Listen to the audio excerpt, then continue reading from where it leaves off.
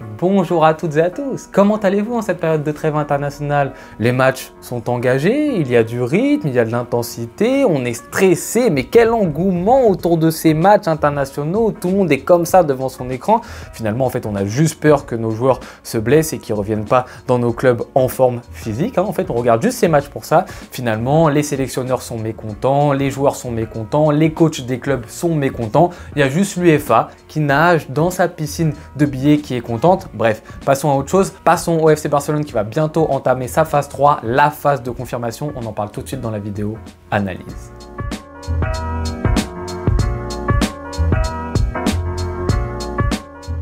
Les amis, comme je l'ai dit dans l'introduction, le Barça entre dans sa phase numéro 3. Une phase numéro 3 qui se jouera sur un mois avant d'arriver à la mi-saison. Mi-saison, on fera le bilan de l'équipe, le conseil de classe. On aura le temps de parler de cette première partie de saison du Barça de Flick. Mais en attendant, il nous reste un mois à jouer.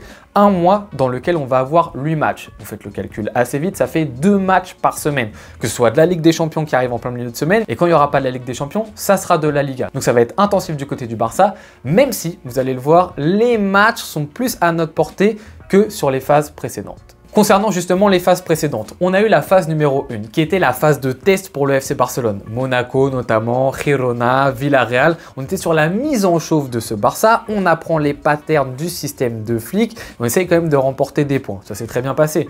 Dans l'expression collective, on était top. Dans l'expression individuelle, top également. Et dans les résultats, c'était vraiment très bien, hormis Monaco. Bravo pour cette phase de test. On arrive sur la phase numéro 2, qui est la phase d'examen. C'était bien sympa, les tests, etc. On s'est bien marré. Là, tu arrives, Bayern Munich, Real Madrid, c'est du concret, c'est du solide. Tu remportes grandement avec une bonne marge ces 2 matchs. Et là, c'est gros coup fort du côté du FC Barcelone, qui commence en plus à continuer à se mettre en chauffe, à être dans un football qui collectivement s'améliore de jour en jour, que ce soit sur la ligne du hors-jeu que tout le monde a vu, toute l'Europe l'a vu, qu'on perfectionne, qu'on masterise de match en match, que ce soit également dans le pressing, on s'améliore là-dessus. La phase numéro 1, c'était pas parfait encore à ce niveau-ci. La phase numéro 2, c'est pas parfait, mais on s'améliore là-dessus. L'amélioration individuelle, ensuite, ça se passe plutôt très bien. On est sur un Pedri XXL, Rafinha qui marche sur l'eau, Lewandowski très bon dans la surface de réparation, un Koundé qui nous montre de magnifiques choses sur son côté. Et en termes de points et de résultats, très bien aussi pour le FC Barcelone.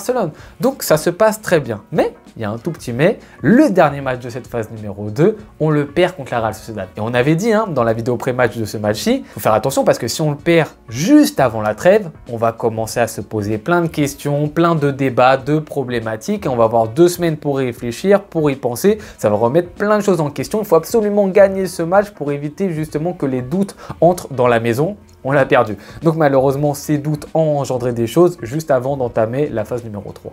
Cette fameuse phase numéro 3 qui est la phase de confirmation. Confirmation pourquoi? Parce qu'il faut bien évidemment mettre en avant les victoires du passé avec les victoires du présent. Ça n'aura presque servi à rien de gagner contre le Bayern, contre le Real Madrid, de remporter nos matchs 4-5-0 contre tout le monde, de recommencer un petit peu à faire peur à l'Europe. Si ce n'est pour la phase de confirmation où tu affrontes des équipes de plus ample ampleur, perdre, faire des matchs nuls, etc. Donc ça serait un tout petit peu regrettable de le faire. Du coup, il faut vraiment confirmer et marquer un coup fort avant d'arriver dans une petite période de pause où on aura le temps de faire un bilan sur cette moitié de saison. Maintenant, comme je l'ai déjà dit, la problématique, c'est que contre la Real Sociedad, on a commencé à entrevoir des mini problématiques du Barça qu'on avait peut-être déjà un tout petit peu entrevues contre Osasuna. On commence un tout petit peu à réfléchir et on se dit, est-ce que ce Barça, avec ce type de jeu et cet effectif, peut durer, peut être performant justement dans le temps? C'est la grande question autour de ce Barça. Et justement, cette phase 3, elle va grandement nous aider. Et selon moi, ça ne tient qu'à moi, il y a 2 chemins que peut emprunter le FC Barcelone. Le premier chemin, c'est avoir une légère, mais encore une fois, une légère modification du football actuel de Flick, de la tactique Flick, on va l'appeler comme ça, en se rendant compte peut-être que le football actuel de total des équipes, de verticalité, d'énorme intensité, dans la durée, il ne tiendra pas avec l'effectif actuel du Barça, dans le contexte actuel du Barça. Ça, c'est une des voies qu'on peut suivre. Mais je ne pense pas que ce soit celle-ci qu'on va emprunter. Je pense qu'on prendra la deuxième voie qui est encore plus de gestion qu'on l'a fait de la part de Flick, de la part du FC Barcelone. On en a eu un petit peu, hein, on le voit, le Barça, quand on met des gros scores, 60e, 70e, on fait sortir des joueurs, on en fait rentrer d'autres. Ça, c'est pas mal. Mais je pense qu'il faut en attendre encore plus. Parce que, encore une fois, la problématique est que le Barça reste dans un contexte d'un club qui est un petit peu en reconstruction, en transition sur cette saison. Alors oui, les grosses victoires contre le Real Madrid, contre le Bayern Munich, les 5, 4, 6-0, on a commencé à croire qu'on était de retour au top niveau. Mais c'est vrai, on commence à faire peur à certaines équipes en Europe, on commence à être solide. Les gens ils ne regardent plus comme les petits entre guillemets barcelonais. Là, ça redevient très sérieux. Mais il ne faut pas non plus faire les aveugles sur le contexte qu'on a éclairci au mois d'août. Le contexte reste encore une fois le même. Donc, je l'avais déjà dit durant une FAQ il y a 2 semaines de ça. L'objectif pour moi reste le même. C'est pas parce qu'on a commencé à tabasser tout le monde que l'objectif va changer. Étant donné que pour moi le contexte reste un club qui financièrement reste en difficulté. On est loin du Barça qui tous les mercatos peut poser 100 millions d'euros, qui dans son effectif général a des lacunes. À certains postes, tu n'as même pas de remplaçants, qui a beaucoup de très jeunes joueurs, qui a pas mal de joueurs qui sont fragiles physiquement et qui à certains endroits a des joueurs qui sont âgés. Ça, c'est les problématiques quand même du FC Barcelone. Il faut les prendre en compte et il faut les voir pour justement fixer nos objectifs. Et la problématique, c'est qu'il y en a certains qui fixent des objectifs qui ne sont pas du tout réalistes par rapport justement à ce contexte. Et par rapport à ça, moi je pense qu'il faut encore plus gérer l'effectif global, surtout dans une période où tu affrontes des équipes qui sont un petit peu plus faibles, sans manquer de respect. Mais quand tu affrontes Leganés à la maison, que tu vas affronter Las Palmas, j'adore Las Palmas, je les respecte énormément pour le football qu'ils proposent, que tu vas affronter Brest à la maison également. Bravo Brest pour ce que vous faites en Ligue des Champions actuellement, c'est exceptionnel. C'est des clubs que je respecte, il n'y a pas de problème. Mais quand tu les joues à la maison, tu peux te dire, ouais, sur certains d'entre eux quand même, tu vas faire tourner. Et quand je dis faire tourner, c'est pas 1 ou 2 remplaçants. C'est peut-être 3, 4, pas plus. On va pas faire une Osasuna en mettre 6 non plus. Mais 3, 4, c'est possible. Parce qu'en fait, sans cette gestion globale des joueurs qui ont besoin un petit peu de souffler du côté du Barça, on court à la perte selon moi pour la seconde partie de saison. Là, on l'a vu sur le match contre la Real Sociedad. Déjà, Lamine Yamal, il n'est même pas sur le banc. Lewandowski s'est blessé. Alors, que ce soit diplomatique ou non, on a vu un Lewandowski qui était un peu plus fatigué. Tu avais également un Rafinha qui était très emprunté. Peut-être la version de Rafinha la plus fatiguée qu'on ait vue depuis ce début de saison. Et là, en plus, il va en Amérique latine pour enchaîner. Tu as un Pedri également qui a été fatigué. Et on sait qu'il faut faire très attention avec le physique de Pedri. Et même à certains moments, un Koundé qui était légèrement fatigué.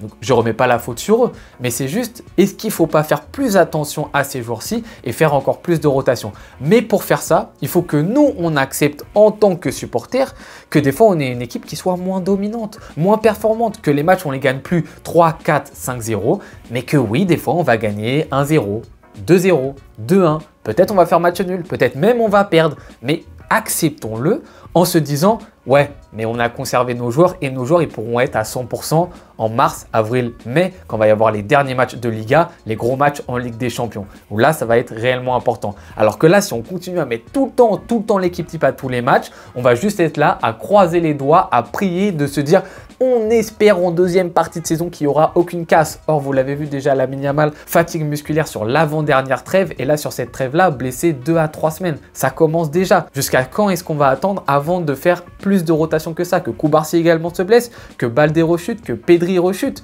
C'est des risques. Il ne faut pas non plus se dire ouais, non, c'est pas risqué. Ça peut arriver. Du coup, faisons attention et profitons de cette phase numéro 3. Encore une fois, dans laquelle on aura des adversaires un petit peu plus simples, hormis Dortmund en Ligue des Champions, l'Atlético Madrid, peut-être, et je dis bien encore peut-être, le Betis Séville à l'extérieur, mais on sait que le Betis c'est une équipe qui est joueuse, du coup on aura de l'espace face à eux, mais profitons un petit peu de ces matchs-là pour continuer à faire tourner à la 60e, 70e si le score est large en notre faveur ou si on domine bien le match, mais aussi à faire de la gestion en début de match dans l'équipe type et pas se dire dès qu'on affronte un petit, ça peut être un match piège, parce que moi j'ai eu beaucoup de commentaires avant les matchs de l'Étoile Rouge de Belgrade et l'Espagnol Barcelone, attention, il faut mettre l'équipe type parce que c'est des matchs pièges. Non mais dans ce cas-là, si ça c'est des matchs pièges, tous les matchs c'est des matchs pièges. Acceptons des fois d'affronter des équipes plus faibles sans se dire c'est un match piège. La Real Sociedad à Anoeta, c'est un match piège, mais pas les 2 autres matchs que je vous ai cités. Mais pour moi, ça reste l'un des chemins que doit emprunter le FC Barcelone. C'est une gestion plus globale de l'effectif, une acceptation du contexte actuel et des objectifs du Barça. Est-on sur un Barça qui se doit de gagner la Coupe du Roi, la Liga et la Ligue des Champions? Non. Du coup, acceptons-le et acceptons qu'à certains moments, bah oui, on soit moins dominant. Et donc, dans certains matchs, on fait souffler. Ça nous rapportera, je pense, beaucoup de choses pour la deuxième partie de saison. Voilà mesdames et messieurs mon avis sur la fameuse phase numéro 3, la phase de confirmation pour le FC Barcelone. On espère que ça va bien se passer, en tout cas j'ai bien hâte. 2 matchs par semaine, ça va être très intense sur la chaîne, j'espère que vous serez au rendez-vous. N'hésitez pas vous à me donner votre avis en commentaire, parce que moi j'ai donné le mien, mais vous en avez peut-être un totalement différent. Comme d'habitude, je me ferai un plaisir de vous répondre en commentaire. Je vous souhaite très bonne journée ou bonne soirée en fonction de quand est-ce que vous regardez cette vidéo. Ciao.